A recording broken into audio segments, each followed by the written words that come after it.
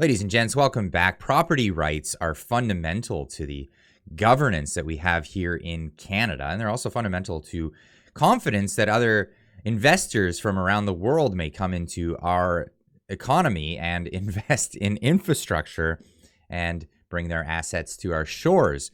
Now, this comes into question when it comes to asset forfeiture that our government has been pushing towards. Now, you may have differing opinions on the conflict in Russia with Ukraine.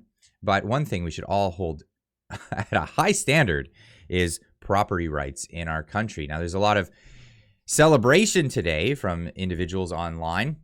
Breaking: Canada starts its first process to pursue the forfeiture of assets of sanctioned Russian oligarch Roman Abramovich in order to provide them for Ukraine. This is huge news, and this individual is thanking them for their leadership. This is Bill Browder. We have George Hamalian saying Canada begins to freeze assets of Roman Abramovich, Russian-Israeli former owner of Chelsea Football Club and proud owner of the world's second most expensive super yacht, Solaris. So there are links, evidently, between this Roman Abramovich and Putin's regime. Now, I may remind people that we are not at war with Russia as a Canadian nation. We have not declared war with Russia. We don't have obligations to Ukraine through because they're not a NATO member. We don't have those obligations. So our politicians are unilaterally making these decisions on their own to lend their support to Ukraine. So the sanctions, well, they seem to be political ones. Now, this is where it ties into my concerns about politicians unilaterally bringing sanctions upon individuals, global citizens, or even Canadian citizens, and then using this right to forfeit assets from them. Canada to attempt seizing assets of Russian oligarchs Roman Abramovich. This is from Global News. The federal government says it plans to target a Russian oligarch using laws to confiscate and divert assets held by people who have been sanctioned. Foreign Affairs Minister Melanie Joly says Canada will try to seize and forfeit $26 million, or about $36 million Canadian, from a firm owned by Roman Abramovich. And, well, if this reads like a government website, well, it's because they just ripped it from a government website. But this is Global News. They're paid for by the Canadian media. Canada starts first process to seize and pursue the forfeiture of assets of sanctioned Russian oligarch. News release from December 19th, 2022, and this is Global Affairs Canada. The Honorable Melanie Joly, Minister of Foreign Affairs, today announced that Canada will seize and pursue the forfeiture of $26 million US from Granite Capital Holdings, a company owned by Roman Abramovich, a Russian oligarch sanctioned under the Special Economic Measures Russia regulations. This is the first time that Canada is using its new authorities that allow the government to pursue the seizure of assets belonging to sanctioned persons. Again, this is what they've decided. They decide who's sanctioned, and then they go after them. Now, again, I don't have a dog in the fight when it comes to Russia, Ukraine. I'm an anti-war guy just principally. But this is where it's very dangerous. We're opening Pandora's box to allowing the government to seize people's assets because they disagree with them. And this is, again, dangerous territory. If forfeited, the proceeds that are generated will be allowed to use for the reconstruction of Ukraine and compensation to victims of Putin's regime's illegal and unjustifiable invasion. Canada is the first G7 country to implement such measures. I wonder why, because it's extrajudicial. Demonstrating its strong commitment to Ukraine, but not demonstrating its strong commitment to constitutional law and property rights. Again, this is very dangerous territory.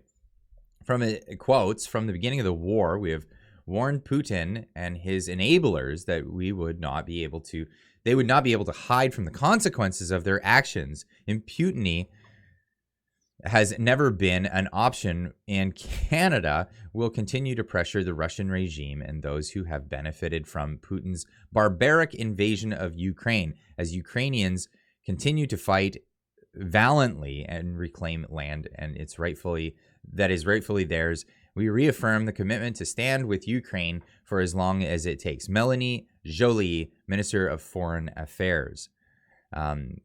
Evidently is a representative of Canadian voters, not Ukrainian voters. Now, I really can't emphasize this enough. These are Canadian politicians going after a foreign resident, someone who's not Canadian, who owns property here in Canada. This sets a dangerous precedent, and I think is a line that should not be crossed when it comes to governors, people in government enacting forfeiture against individuals. Now, you could, say declare war against Russia. Now, that would be something that they don't want to do for political reasons. Again, this is dangerous territory to be going after the assets of individuals in this case. But this is months ago. This is David Lametti, our Liberal Justice Minister, when asked about selling off of Russian assets. In his words, we don't have a right to property in Canada. Minister Lametti, I want to ask you about C-19 and the idea of seizing and selling off Russian assets. The idea that some observers say that is on shaky legal ground. How do you respond to that? Well, look, we'll obviously tailor the provisions so that it could withstand a court challenge. You don't have an absolute right to own private property in Canada. There are steps that are taken when expropriations happen at whatever level of government, and we'll be sure to stay within those boundaries. So difficult to get what he's getting at there. If you don't have a right to property ultimately in Canada, well, who owns the property in Canada? Who owns all of the property in Canada? What's assumed there is that the government owns your property and you're just a manager of your property, and at any time the government can sanction you. And this is the dangerous territory that this is embarking upon. And I think, and well, this is my opinion, that we should back off on this particular thing. Now, $26 million in the end scheme of things, we've been giving billions of dollars of our taxpayer money to Ukraine, and $26 million would be a splash in the pan of the funding that's been going across back and forth. So this seems like, for $26 million of an individual's assets, it would appear to me to be less about the money and more about the ability to do this and exercising their authority as a government to sanction individuals and take their property from them without judicial concern. Now, they are filing and petitioning this to a court, and while we can only hope that the court upholds the right of individuals and their property from being forfeited and seized by the government. And I'm, again, not a fan of this guy.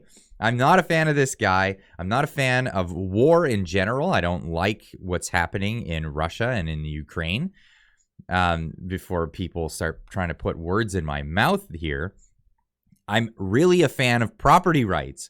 And I'm terrified of a government that thinks that they can go in and unilaterally take the property of individuals based on political decisions, and going after an individual who happens to loosely be tied or whatever to a bad guy around the world is just an excuse to go after an individual, in my humble opinion. But this, I'll leave it to you guys. Leave in the comments down below. Where do you think this goes? Do you think that the government should have a right to single an individual out from around the world, and if they have assets in Canada, to seize, forfeit, liquidate those assets and give them to somebody else who's also not Canadian?